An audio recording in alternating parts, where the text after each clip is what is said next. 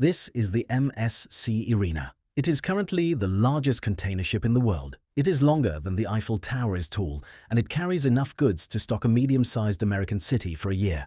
On the side, painted in massive 40-foot white letters, is the name of the company that operates it, MSC. But MSC does not technically own this ship.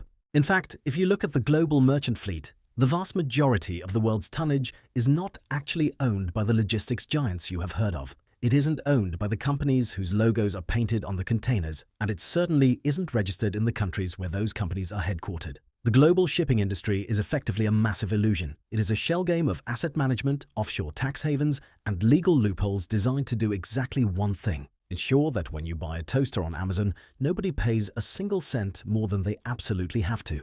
To understand why maritime giants don't own their ships, you first have to understand that shipping lines like Maersk, CMA, CGM or Hapag-Lloyd are becoming less like transportation companies and more like Uber.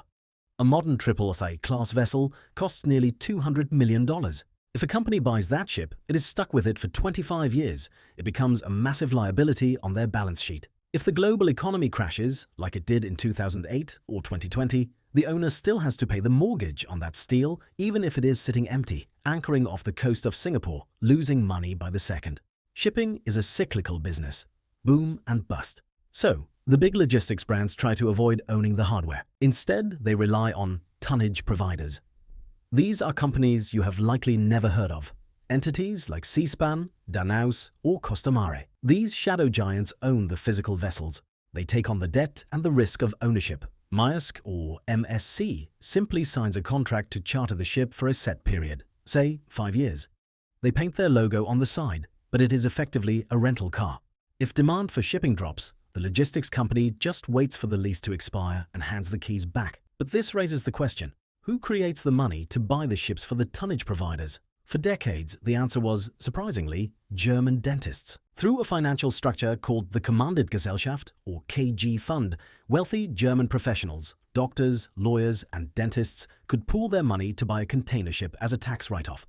The ship would be set up as its own individual company.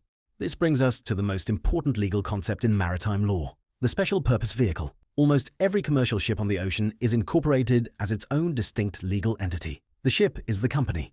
This is a firewall. If the ship sinks, leaks oil, or accidentally blocks the Suez Canal for a week, the legal liability is often limited to that one specific shell company. The parent company's billions are safe, protected by a corporate veil that is nearly impossible to pierce. Once the ship is gone, the company is worth zero, and there is nothing left to sue. But owning the asset is only half the equation. You also have to decide which laws the asset follows. If you register a ship in the United States, you are subject to U.S. labor laws, U.S. minimum wage, and rigorous U.S. Coast Guard safety inspections. This is expensive. This is why nearly 40% of all commercial ships are registered in Panama, Liberia, or the Marshall Islands, 3 nations that, combined, have a smaller population than London. These are flags of convenience. These nations operate what are called open registries. You do not need to be Panamanian to fly the Panamanian flag.